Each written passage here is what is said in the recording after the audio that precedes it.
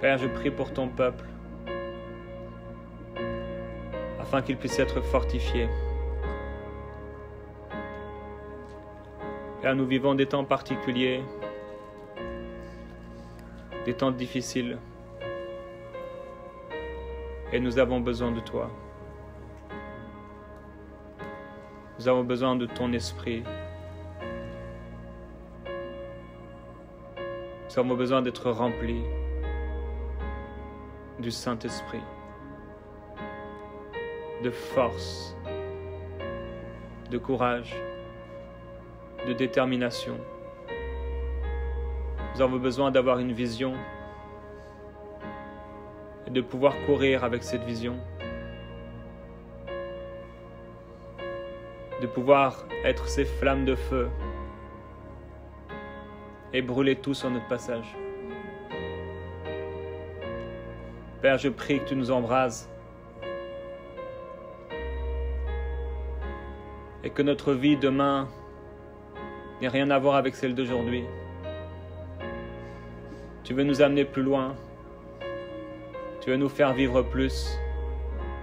Tu veux nous fortifier. Saint-Esprit, prends la place et prends le contrôle.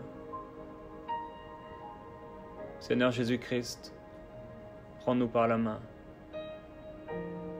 Forme-nous, façonne-nous. Forme-toi encore en nous. Prends le contrôle. Nous avons faim encore. Soif de toi. Viens ouvrir nos oreilles. Illuminer les yeux de nos cœurs. Ouvrir notre intelligence. Viens nous faire saisir ce que l'intelligence ne peut pas saisir. Ce que seul ton esprit peut révéler. Viens nous amener dans une dimension plus profonde de ta présence.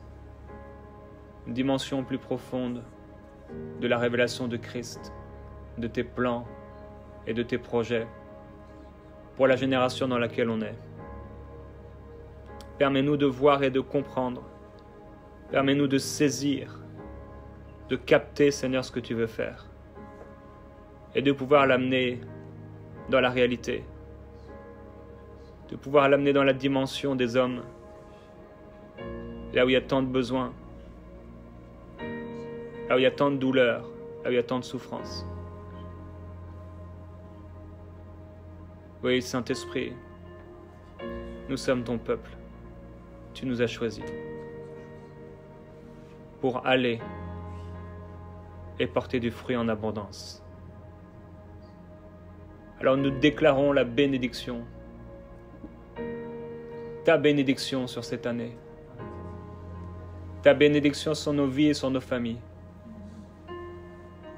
Ta bénédiction, Seigneur Jésus-Christ, nous accompagne, car tu nous accompagnes.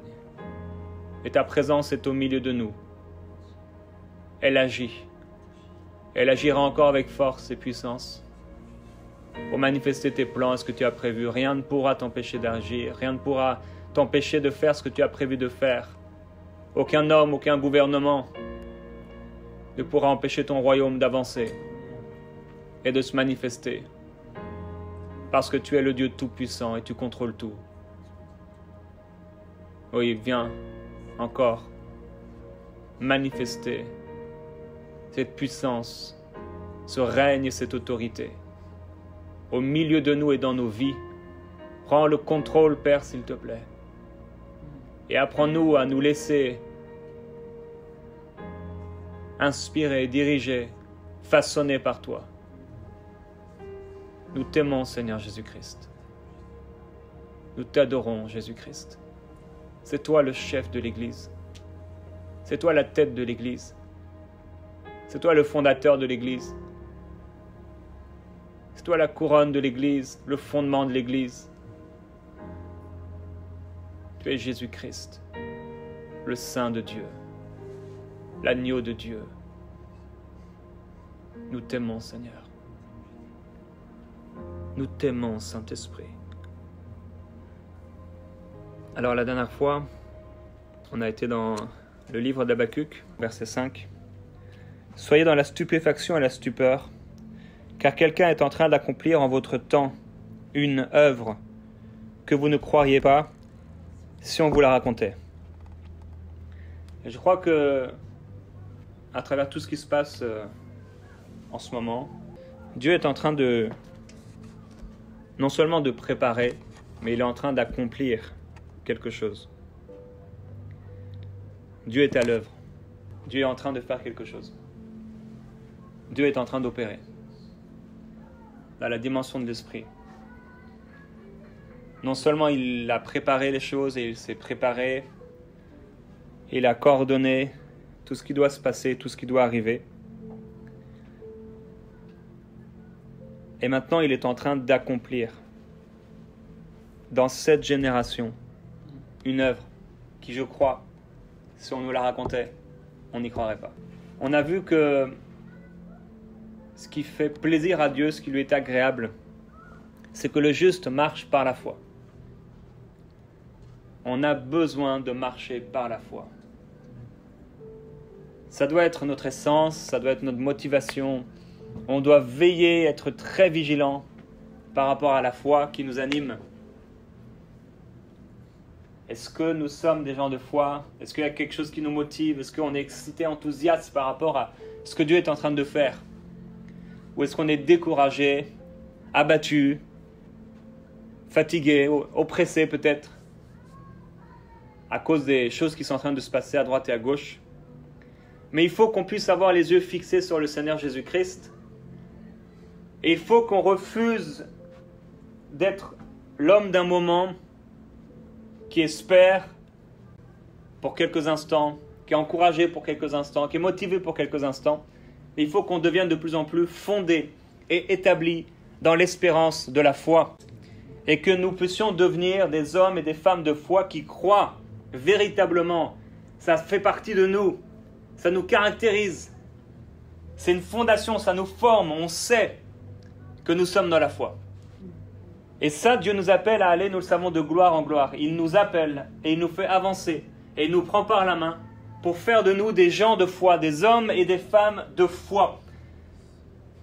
Quelqu'un a dit, c'est pas là où on commence, ce qui est important, c'est là où on termine. On a pu mal commencer, mais Dieu nous appelle à bien terminer. Et surtout, Dieu nous appelle à croître et à grandir. Dieu nous appelle à nous améliorer. Dieu nous appelle à exceller. À aller de gloire en gloire. Et la Bible dit, il faut qu'on puisse savoir, est-ce que nous sommes dans la foi? Est-ce qu'on est dans une dynamique de foi? Est-ce qu'on est motivé par quelque chose? Est-ce qu'on est en train d'espérer pour quelque chose de grand par rapport au royaume de Dieu? Le prophète est découragé, il dit à Dieu, mais pourquoi Seigneur, pourquoi? Regarde l'oppression. Mais par la révélation du Saint-Esprit, Dieu lui montre qu'il est en train de faire quelque chose, qu'il est en train d'accomplir en ce temps une œuvre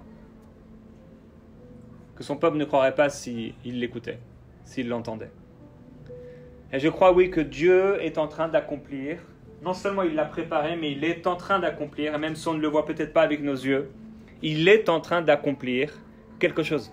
Le maître des temps et des circonstances est à l'œuvre en ce moment même. La Bible dit dans les Actes des Apôtres que Saul était rempli de haine et de colère contre l'Église de Dieu, et qu'il est parti à un moment avec une lettre pour pouvoir enfermer les chrétiens, et la Bible dit qu'il voulait les lier. Lier tous ceux qui à Jérusalem et ailleurs étaient appelés chrétiens et servaient Dieu. Et il est l'image, avant sa conversion, de l'Antichrist et de l'esprit satanique de l'Antichrist qui veut lier les chrétiens et les enfants de Dieu. Ça nous fâche. Je suis en colère de voir qu'on ferme les églises. C'est pas normal. Et depuis des mois et des mois, c'est comme si il y avait une pression de plus en plus forte, tranquille, qui se fait contre l'Église. Et on a entendu des croyants, et de plus en plus, qui commencent à aller à la dérive, qui ont perdu le feu, qui ont perdu le zèle, qui ont perdu la passion, qui ne se rassemblent plus, qui délaissent leur assemblée quand là même elles sont ouvertes. Et il faut qu'on soit fondé dans l'espérance et dans la foi. Il faut qu'on devienne puissant. C'est un ordre de Dieu. Devenez puissant à tous égards par sa force glorieuse. Il nous a donné tout ce qui contribue à la vie et à la piété. Il veut nous remplir de sa présence et il veut que nous puissions devenir participants de la nature divine pour fuir la corruption et fuir les temps difficiles. Et il y a un endroit où Dieu veut nous cacher. Dans le Nouveau Testament, l'apôtre Paul parlera de cet endroit et dit, nous avons trouvé un refuge dans l'espérance. Notre refuge, c'est l'espérance que nous avons en Christ. C'est notre refuge. C'est là où il nous cache, c'est là où il nous couvre. Nous sommes couverts et nous sommes cachés, nous sommes gardés dans l'espérance qui se trouve en Jésus-Christ. Mais quelle est cette espérance? C'est la manifestation du royaume de Dieu, des plans de Dieu, du règne de Dieu, de ce que Dieu veut accomplir. Dieu est en train d'accomplir quelque chose. Il est en train de préparer quelque chose, il l'a préparé et il est en train d'accomplir, de commencer à accomplir ces choses qu'il avait préparées depuis longtemps. Il est en train de le faire. Et je prie qu'on puisse être éveillé, qu'on puisse comprendre ce que Dieu est en train de faire. Parce que c'est ce qui va nous donner l'espérance, c'est ce qui va nous donner la force. Et on a vu que le prophète va se tenir à la brèche pour voir ce que Dieu va lui dire. Et Dieu va lui répondre, Dieu va lui parler. Et Dieu veut nous parler. Et Dieu veut nous communiquer la vision. Et Dieu veut nous fortifier. Et Dieu veut nous remplir. Et il dit, si la vision tarde, sache que tu dois l'attendre, parce qu'elle s'accomplira, c'est certain, elle ne sera pas différée. Et s'il se retire, mon âme ne prend pas plaisir en lui, mais le juste vivra par la foi. Et en ce moment, beaucoup de personnes se retirent. Beaucoup de croyants se retirent. Mais nous ne sommes pas de ceux qui se retirent pour se perdre. Nous sommes de ceux qui persévèrent.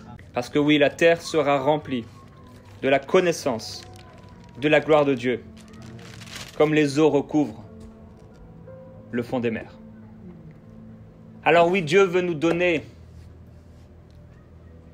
des pieds semblables à ceux des biches pour nous faire marcher sur les hauteurs.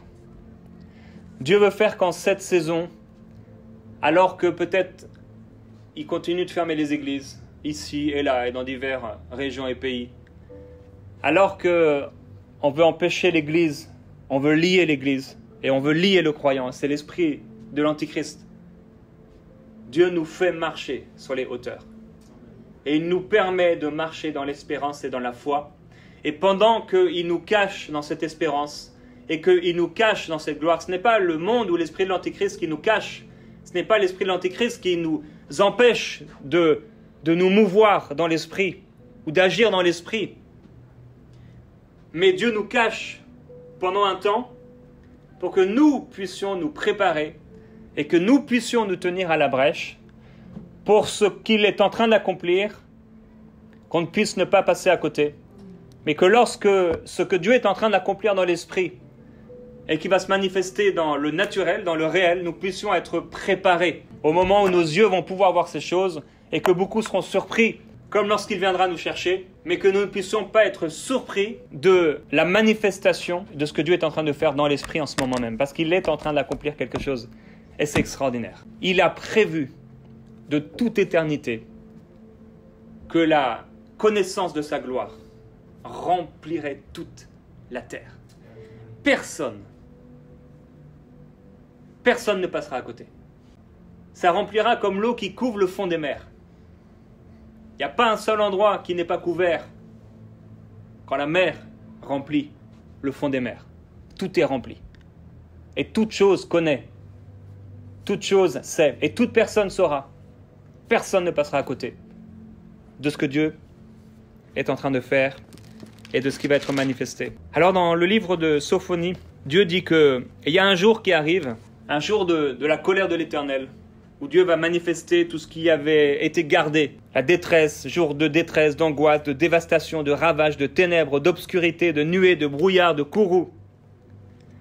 Mais il dit à son peuple, cherchez l'Éternel, vous tous les humbles de la terre, qui exécutez son ordre, cherchez la justice et l'humilité.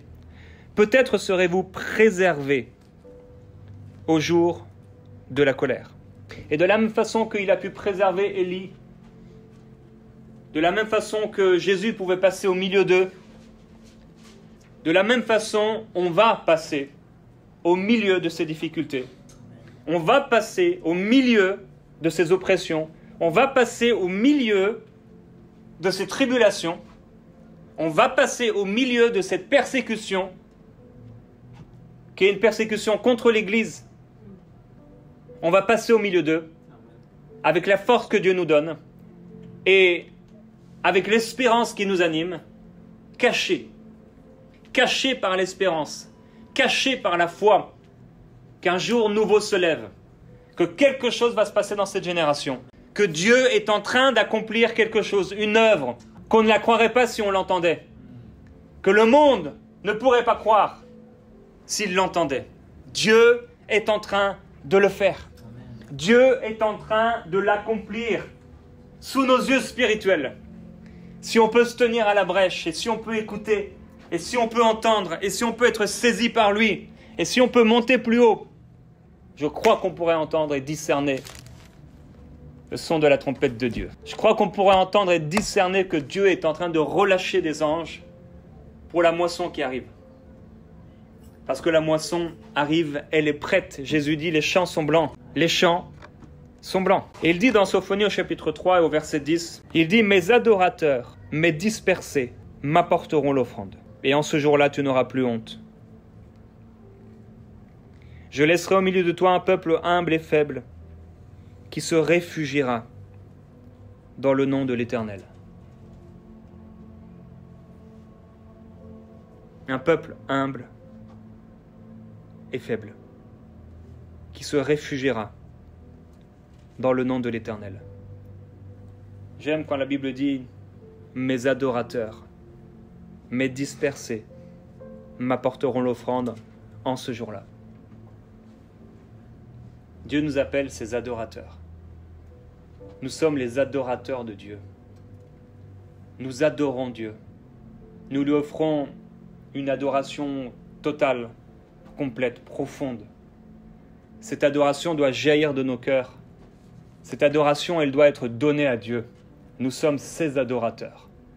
Nous ne sommes pas les adorateurs de Mammon, nous sommes les adorateurs de Dieu, l'Éternel, le véritable. Nous l'adorons. C'est extrêmement fort, extrêmement puissant, c'est même ce qui caractérise notre nature. Ce que nous sommes, ce que nous faisons, nous sommes ses adorateurs. Dieu dit, mes adorateurs, mes dispersés. Quelle que soit la puissance du vent ou de la tempête qui pourrait nous disperser, il faut qu'on reste ses adorateurs. Humble et faible, peut-être, mais qui se réfugient dans le nom de l'Éternel. Et pendant les semaines qui vont venir et l'année qui vient, je crois que ça va être une année difficile pour le monde et pour l'Église avec un grand E. Et il faut nous préparer. Et dans le livre du prophète Agé, Dieu va dire, vous vous dites que le temps n'est pas venu où la maison de l'Éternel doit être rebâtie. Et Dieu dit, non, c'est le temps où la maison de Dieu doit être rebâtie. Et il dit, mais est-ce que c'est le temps pour vous d'habiter vos belles maisons lambrissées pendant ce temps-là? Et c'est drôle parce que pendant le confinement et tout ce qu'il y a eu ces derniers mois, pendant qu'on fermait les églises et qu'on empêchait les chrétiens de se réunir, les gens se sont retrouvés à la maison et dans différents secteurs du commerce, vente de maisons, etc., ça n'a jamais aussi bien fonctionné. L'année dernière, au Québec par exemple, ils n'ont jamais vu autant de maisons être vendues en 40 ans. Plus de 40 ans. Au mois de juillet dernier, il y a eu, je crois dans la ville de Québec, 42% d'augmentation de vente de maisons en un mois. Sans parler des piscines. Plus de 300%, un vendeur de piscine disait, il y a une augmentation dans son commerce de plus de 300%, parce que les gens voulaient des piscines. En ce moment, si on veut acheter des meubles, la moyenne d'attente, c'est 4 mois. Pendant les temps où en fait il se passait plein de choses horribles sur la terre, ou en tout cas, les gens se sont fait des belles maisons lambrissées, ils ont acheté leur piscine, ils ont changé leurs meubles. Et quelque part, l'Église, si on ne veille pas et si on ne fait pas attention, va être emportée, et beaucoup ont été déjà emportés, dans ce truc où, les églises sont fermées, on ne peut rien faire, on a juste à attendre maintenant et on verra bien ce qui se passera. Mais ça, ce n'est pas la réaction que devrait avoir l'Église. La réaction de l'Église devrait être la confrontation. Amen. Confrontation aux puissances sataniques. Confrontation à ce que le diable veut faire. Et cette confrontation, elle est dans l'esprit. Elle est par l'esprit. Et il ne pourra pas avoir de confrontation si on n'est pas puissamment fortifié. Et on ne sera pas puissamment fortifié si on ne se cache pas en Christ dans l'espérance et dans la foi. Et on ne pourra pas être caché en Christ si on ne prend pas le temps de prier. Parce que ça commence là en fait. C'est quand il est à la brèche et c'est quand il commence à prier que ses yeux s'ouvrent et qu'il est fortifié. Et que Dieu lui parle. Et que Dieu lui montre. Et qu'il peut ensuite parler et dire ce que Dieu lui a montré. Il faut que pour passer dans cette saison et passer comme Jésus au milieu d'eux, et au milieu de cette année qui vient, il faut qu'on puisse être fortifié par le Saint-Esprit. Il faut qu'on puisse recevoir la vision divine. Et pour cela, il faut qu'on prenne le temps de prier, se tenir à la brèche.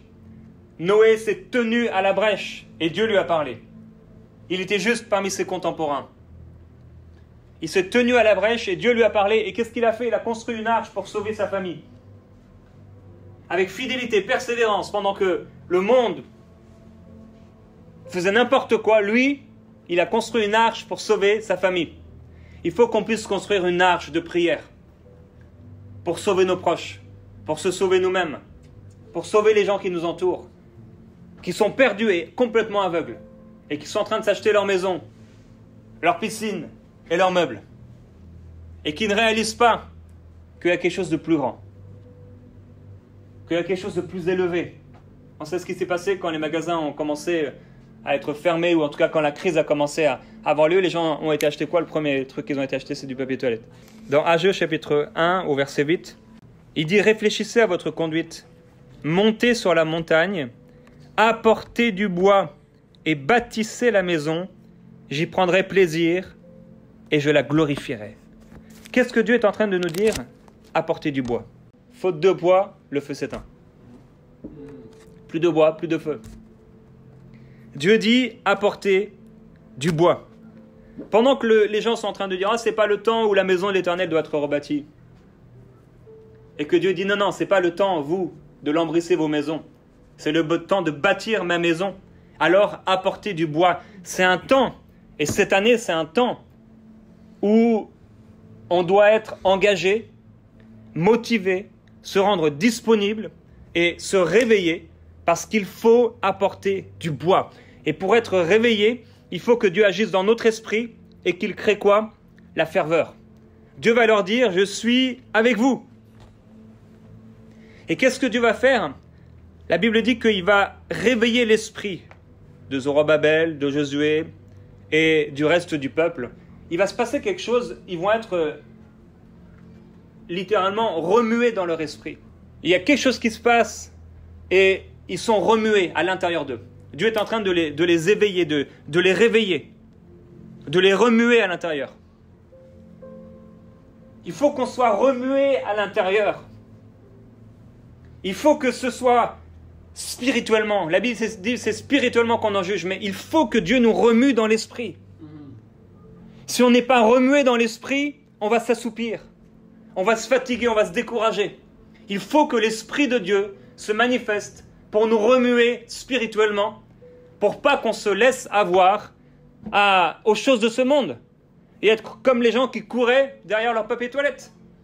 Il faut qu'on puisse être réveillé, illuminé par l'Esprit de Dieu, éclairé par le Saint-Esprit, remué à l'intérieur pour pouvoir entrer dans la prière, pour pouvoir se tenir à la brèche et pour pouvoir être fortifié par le Saint-Esprit. Et c'est pourquoi il faut se réveiller le matin et aller voir Dieu.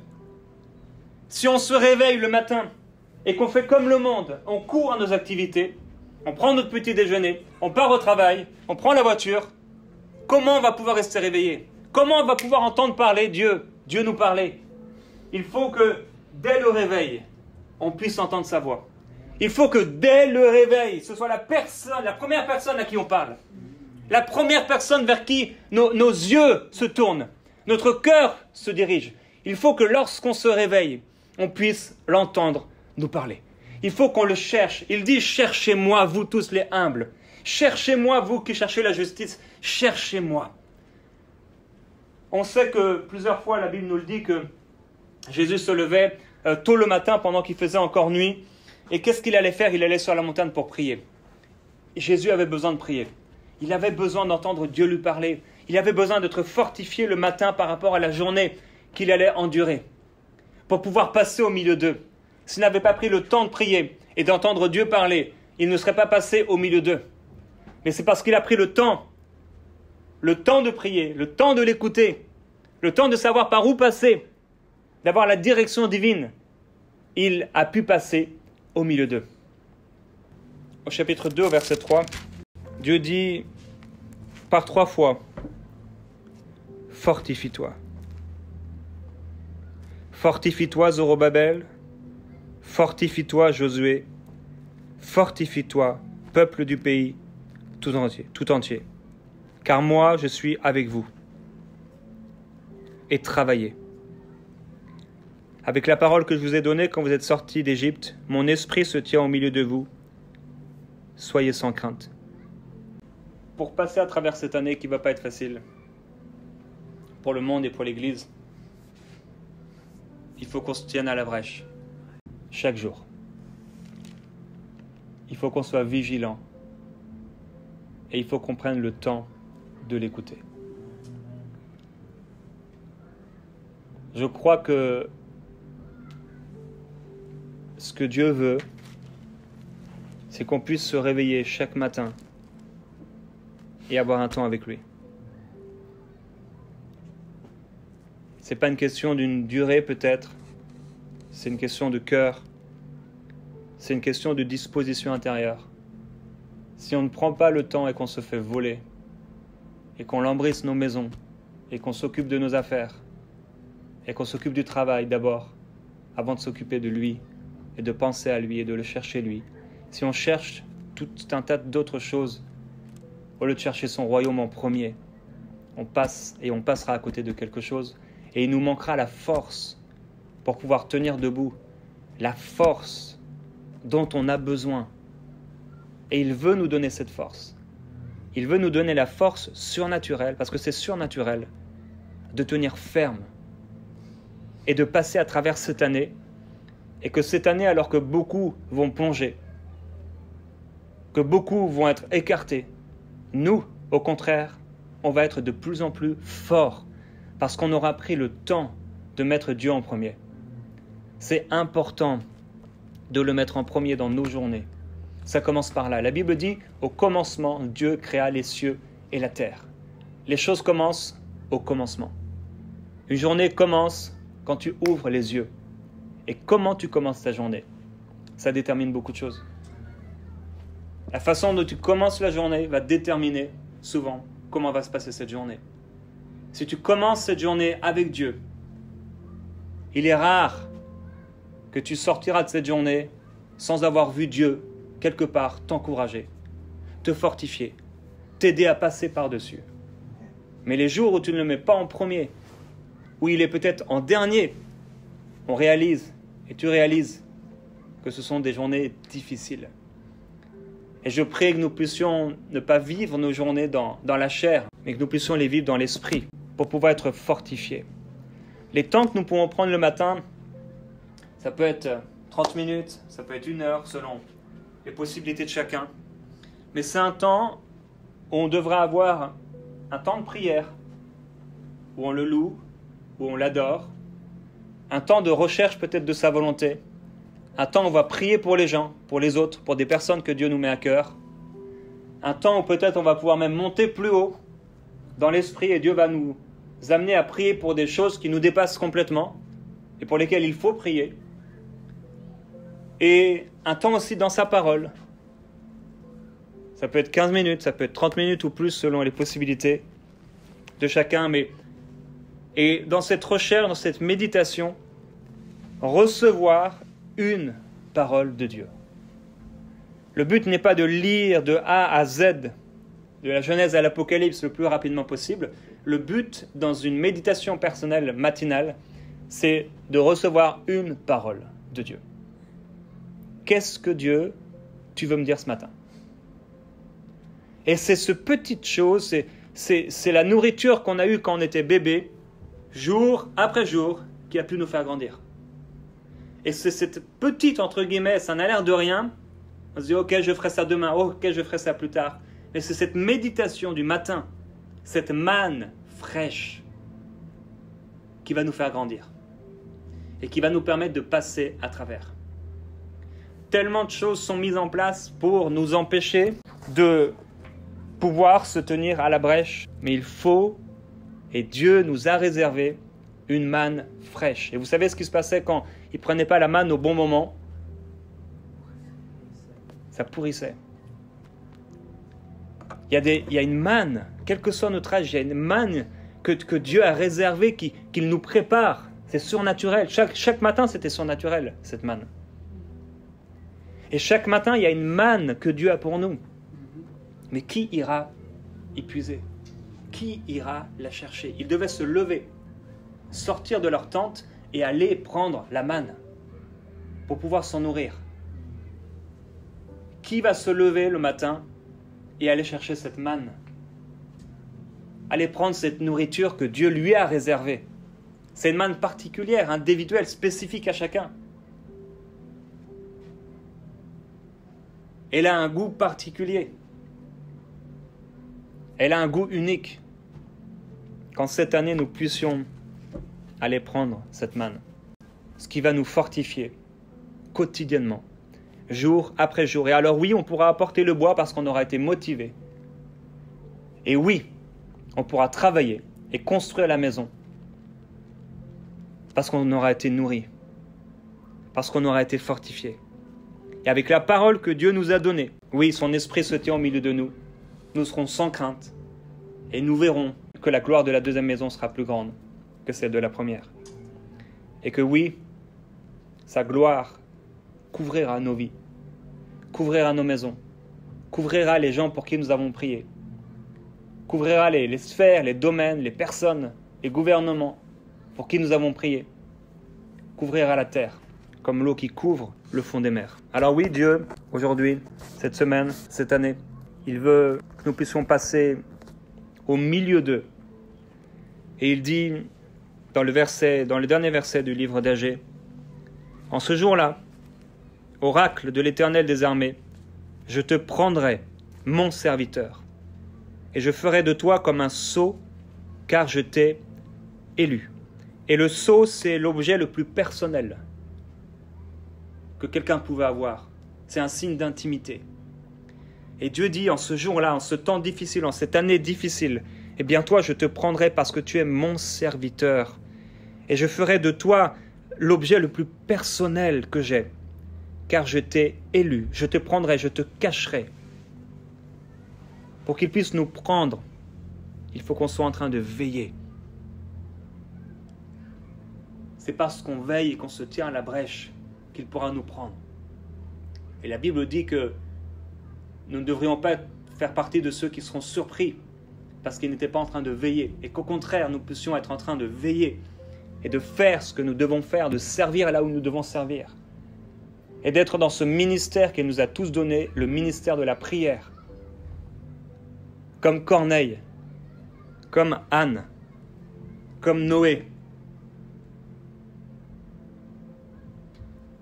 comme Lot, qui priait dans la génération dans laquelle il était, et que Dieu a caché, et que Dieu a préservé, et que Dieu a gardé. Et Dieu lui a fait passer à travers. Et quand il a passé à travers, le feu derrière lui est tombé. Dieu l'a gardé. Dieu nous gardera. Je te prendrai mon serviteur. Je ferai de toi comme un sceau, car je t'ai élu. Père, je te remercie pour ta parole. Nous sommes dans des temps particuliers. Et tu nous mets à part. Tu veux nous cacher et nous préserver, mais pas pour nous empêcher d'agir. Tu ne veux pas nous cacher pour que nous puissions simplement attendre sans rien faire. Non, tu veux nous cacher dans l'espérance et dans la foi pour pouvoir travailler et agir, pour pouvoir prier dans l'esprit et voir tes œuvres et tes plans et tes projets être accomplis à travers l'Église, à travers nos vies. Et Père, je prie pour chaque personne, que chaque personne soit puissamment fortifiée dans son être intérieur. Je prie que nous puissions prendre la décision profonde dans nos cœurs de faire de toi le premier dans nos vies, de te laisser la première place, que ce soit toi qui on pense dès le matin, que ce soit toi qui aies la première place dans nos cœurs, dans nos vies, dans nos journées, dans notre agenda, et que plus jamais nous puissions te laisser de côté, prendre ce temps avec toi quand on aura tout fini le reste, nous occuper de nos maisons, l'embrisser avant de nous occuper de ta maison. Mais Père, que pendant cette année, nous puissions, à cause de notre amour et du zèle, Seigneur, pour ta maison, nous mettre à part, nous cacher dans l'espérance de Jésus-Christ, afin de recevoir de toi les paroles que tu veux communiquer à ton Église, et avancer sur ces paroles pour voir, pendant que le monde court à sa perte, pendant que le monde est comme à l'arrêt en train d'attendre que simplement la vague passe. Nous, tu nous appelles, au contraire, à travailler plus que jamais dans l'esprit, à t'écouter, à vivre ta gloire. Car tu es à l'œuvre et tu es en train d'accomplir une œuvre qui surprendra plus d'un. Tu es en train de le faire et Père, nous ne voulons pas être de ceux qui perdent leur temps, qui perdent leur vie, qui se laissent aller. Nous voulons au contraire veiller pendant cette année et se mettre à la brèche, se tenir à la brèche. Et ta parole déclare que tu es désolé de ce que personne n'intercède, mais nous voulons faire partie de ce peuple qui intercède. Nous voulons découvrir les richesses et les profondeurs de la prière, les richesses et les profondeurs de l'intercession. Seigneur, permets-nous de vivre plus alors que tu nous appelles à aller de gloire en gloire. Permets-nous de vivre plus profondément, Seigneur, les richesses de la révélation, Seigneur, qui veut se manifester à nous. Tu veux nous amener tellement plus loin que tout ce qu'on a connu. Tellement plus loin, il y a tellement plus en toi. Il y a des profondeurs, Seigneur.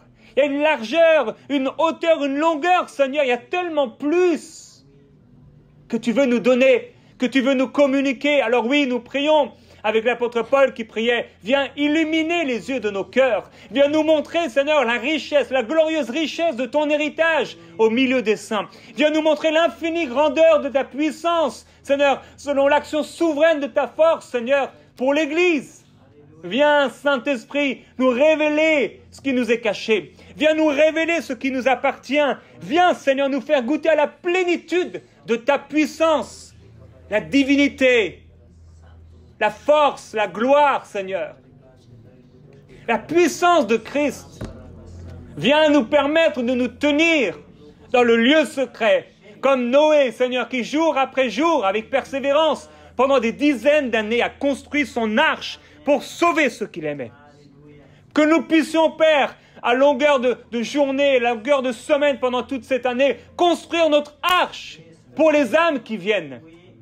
Afin que lorsque les âmes, Seigneur, seront sauvées, elles trouvent une arche pour pouvoir y entrer et être gardées au jour que tu prépares.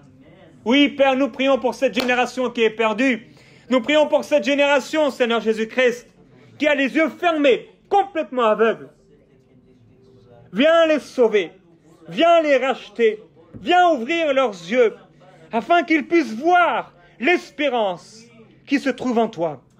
Qu'ils puissent recevoir la révélation de Jésus-Christ. Père, on sait, on est une vapeur, on paraît pour un temps, on disparaît, c'est fini. Alors on veut que pendant ce temps rapide, court, furtif, Seigneur, on puisse se tenir à la brèche et être conséquent par nos vies, être conséquent par nos choix, être conséquent par nos choix d'agenda, par nos décisions du matin. Nous voulons aller prendre la manne fraîche, Seigneur, parce que nous, on a besoin d'en être nourris et on a besoin de nourrir les autres. Père, nous voulons entendre ta voix et nous voulons, Seigneur, avec cette voix, avec ces paroles qui émanent de cette voix, donner ces paroles aux autres, donner l'espérance, donner la force, donner la gloire, relever celui qui est fatigué, fortifier celui qui est abattu, consoler, Seigneur, ceux qui pleurent. Tu donnes, Seigneur, la force à ton peuple, parce qu'il se tient dans l'humilité, parce qu'il est faible sans toi. Oui, nous sommes faibles sans toi, nous ne pouvons rien sans toi. Et Père, nous prions qu'en cette année, qu'en ce mois, tu donnes la force à chacun de tenir ferme, d'être fondé et établi dans la foi, dans ta parole et dans ta présence. Et que tous les mensonges, Seigneur, tout ce que le diable voudrait vouloir faire croire à l'Église, que ça ne vaut pas le coup de se tenir à la brèche, que tous ces mensonges soient brisés, écartés de nos vies. Merci Seigneur Jésus-Christ. Merci pour ton amour. Merci pour ta parole. Merci pour ta présence. Tu nous aimes tellement. Tu dis oui. N'ayez pas peur, car je suis au milieu de vous. Tu vas faire une œuvre extraordinaire. Extraordinaire. Et les âmes vont être arrachées aux ténèbres de façon surnaturelle, en grand nombre. Les miracles, les signes, les prodiges. Alors que nous avons pris le temps d'être fortifiés, de grandir et de croître, de nous préparer pour ce qui vient. Nous allons être participants de tes plans.